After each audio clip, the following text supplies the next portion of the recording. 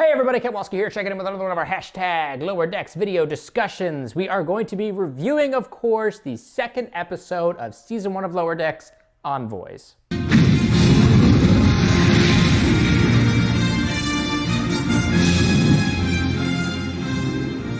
So those of you who may know, this was the other episode I got to see during the digital premiere that took place at the beginning of this month, and I loved this episode so very much. I actually thought it was much better than the first episode, which was still good, but this one I thought really knocked it out of the park, really drove home the sense of community, the sense of teamwork, the sense of funny and laughter, the sense of Star Trek, and just the kind of a classic Trek feel vibe. I felt like it really encapsulated everything so well. So during this video, I'm going to be kind of gushing a little bit about some of the things that I really enjoyed, but there was a few things that did bother me. So for those of you who felt like I was chilling a little too much and that I don't dislike, that I don't hate anything about the show and I love it completely, which I really do love it completely-ish, there's just like a few things that I'm like, maybe we could work a little bit more on that. So stay tuned to the end of this video for those kinds of feedbacks. Okay, so right out of the gate, the first thing that I really enjoyed was this fun sequence here at the beginning with this flying little orb. I think a lot of people thought that this was going to be the same orb that impregnated,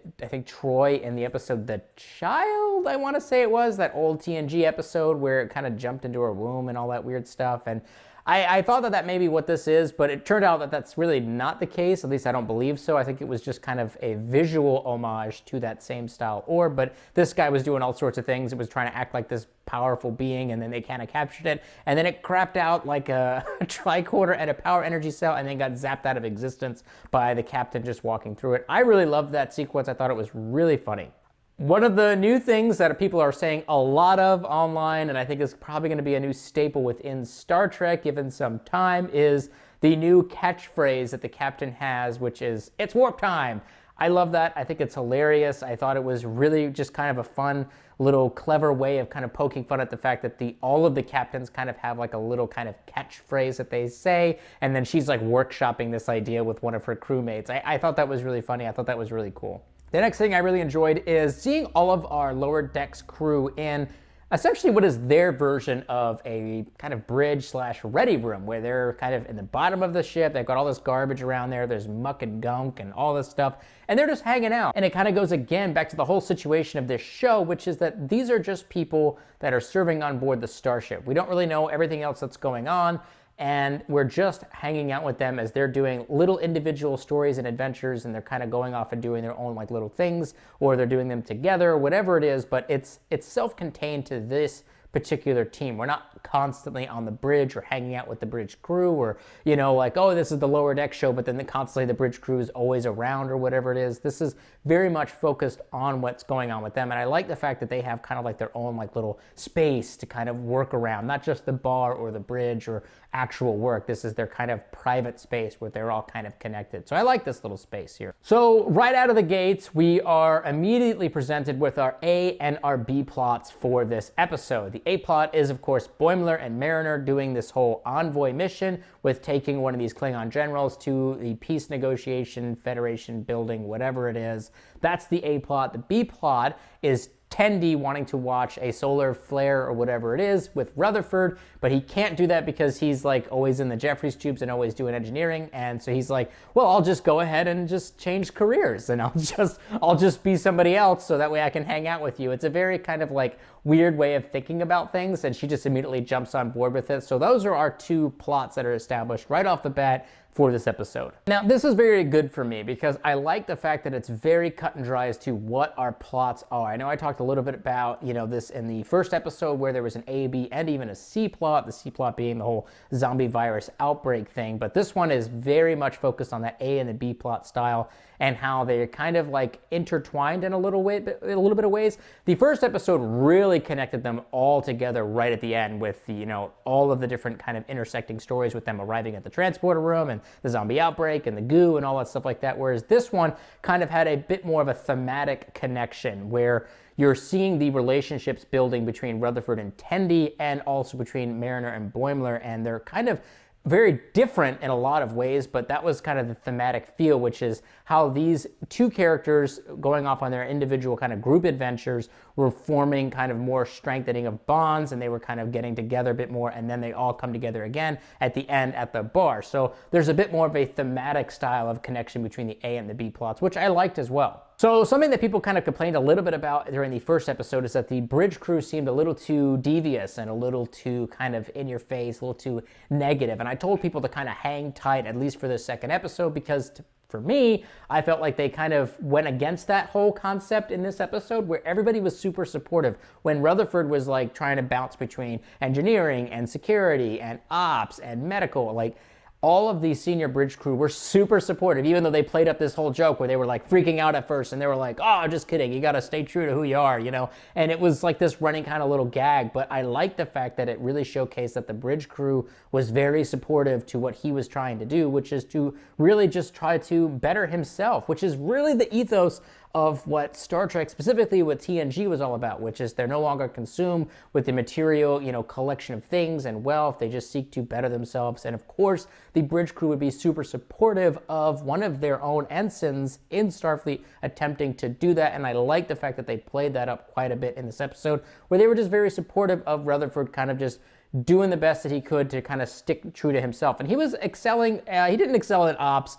He kind of did okay in medical. He was obviously crushing it in security, but ultimately his heart felt with his engineering. And I like the fact that the whole crew there was very supportive of what he was trying to do. And even the crew around the senior staff, like engineering was cheering for him, and then the Bear Pack from security, which I loved. I thought that was great. And they were kind of still cheering for him as he was like, I really got to stay true to who I am and get back in the Jeffries tubes. I like that. I thought that was very Star Trek, very traditional, very classic, and I think kind of alleviated a lot of the issues that some people had with the senior bridge officers from the first episode. Okay, so unfortunately I can't really show clips from this episode, nor do I, want to get demonetized or have my video struck or my channel struck because of that, but I do want to recap some of my absolute favorite jokes from this episode because I really did enjoy this episode a lot, and I thought I had a lot of hilarious moments. Obviously the two that I already mentioned, which was that entity at the beginning that tried to crap out the tricorder and the energy thing, and then it was like die, and then it just evaporated. I like that. I like the whole it's warp time joke. I thought that was really funny. I like the sequence where Rutherford was like, yeah, it's fine, it's fine, Tendi. I want to watch the solar flare thing with you, so I'll just get a whole new career. I thought that was really funny. I liked when Mariner made fun of the whole dress uniform that Boimler was wearing, asking if he was going to get married after the mission. I thought that was hilarious. I also really enjoyed the little sassy hip maneuver that Boimler was doing, and then he was like, this is to conserve energy, and Section 31 does it, which is hilarious if Section 31 actually does that, or even funnier if he's just trying to say that to try to just come across as if he knows what Section 31 is all about. And I thought that was really funny. I really enjoyed that little joke. One of the things that I really enjoyed during that is Rutherford's whole like bouncing from career to career thing was the sequence where all the kids got ejected into space. I thought that was hilarious, where they were like, the kindergartner's destroyed, now it's the pre-K and all the kids are gone. I thought that was really funny, and just the way the comedic timing worked in that sequence I thought was really hilarious. I really enjoyed that one a lot. I also really enjoyed the Anabaj, or however you say that weird name, of the giant snakehead person talking about how Boimler was a dirty boy and still wanted her to plant her eggs in his throat or whatever, and then getting sprayed with a hose. I thought that was really funny. And of course, I absolutely enjoyed the entire Ferengi bit. I thought that was so funny, where he's like just twirling his hands and he's like, yeah, human, come, human. I thought that was so funny. I thought it was great, where he's just like, that's not a Bolian, it's clearly a Ferengi. Look at him with those little Ferengi, creepy little Ferengi hands. And then I thought that was really funny. I super enjoyed that. Those were probably my top jokes of the entire episode, but really there were so many other ones that I did enjoy quite a bit. I thought this episode was really funny. Okay, so the thing that I mentioned, I think it was last week or maybe even during my first look video, was that this episode in particular contained a set piece that really only worked through animation as opposed through a physical set piece. And that is, of course, this thing here, which you guys may remember. It was the thing that Picard had when he was on Risa. Riker had given it to him, and it basically means, hey, I'm open for business. Let's go ahead and jump bones. I like the fact that it was the fountain piece of the jump bones location, and it was very the Risa sexual district of this particular embassy planet area there. And I just thought that was really funny. I immediately saw it, so I knew exactly what was kind of going to be going on in the area surrounding that. Obviously, everybody wearing all those weird clothings and outfits definitely screamed a bit of Risa for sure. But I liked the fact that that piece was kind of stuck there as a very obvious Easter egg for people who are longtime Trek fans. But again, I feel like it would only work because it was animated. I felt like if they had built a massive fountain that looked identical to that in this modern day, I feel like it would look kind of silly and kind of, I don't know, just kind of hokey.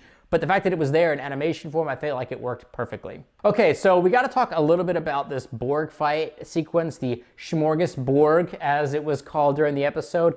I don't have an issue with it because we have no concept of how strong these Borgs are supposed to be. We have no concept of what the settings are, and we have no concept of Rutherford's fighting capability. I know some people were complaining about how is it that this one guy is able to rip apart, Borg arms and beat him to death with their, their drone, I guess you could say, accoutrements.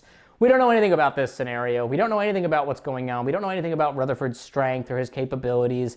Data, who is an android, was able to engage physically and, fight, Borg drones, both in the show and in the films. Worf was also able to start slicing and dicing them. I think he even beat one to death with one of the phaser guns that they had inside of First Contact. So, it's not that big of a deal for me. I think people who see this are looking for a reason to get really upset, or they just saw it in the trailer and they're just assuming that they know what's going on without getting the context of the fact that it was a training simulation not designed to actually kill Rutherford. Okay, so now that those are kind of the things that I really enjoyed, I do want to talk a little bit about two things that are kind of bothering me a little bit about the show. And one of them is definitely just a personal thing. I think I personally am struggling a little bit with understanding what the Cerritos was doing during this episode. It comes across as they were just waiting for Boimler to drop off the Klingon ambassador so that he could come back and then they could leave the planet.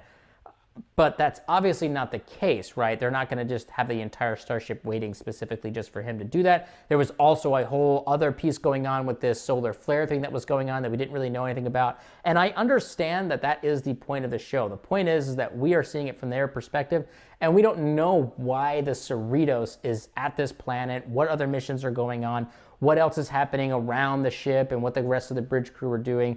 I understand that that's the point. It is just a struggle for me to kind of get into that mindset a little bit because we're so used to being in the big conversations and being in the senior staff meeting room at the, the conference table and hearing about the major plans and knowing exactly where this whole situation is unfolding and going.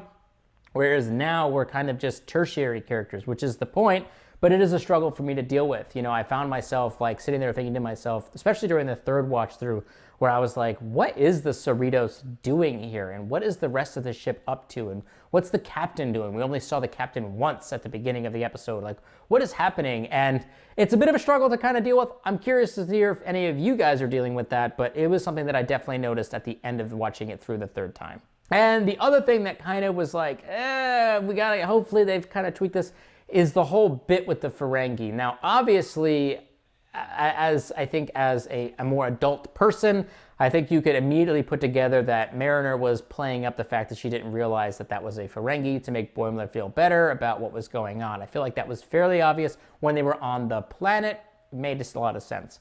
I like the fact that they did do the whole sequence where at the bar and he was making fun of her, and then as she was leaving, she kind of turned and winked, and I was like, all right, they're kind of really drawing attention to it for maybe a less, attention span audience, or maybe even a younger audience that may not have picked up on the subtleties of what was going on in the context of what happened in the forest.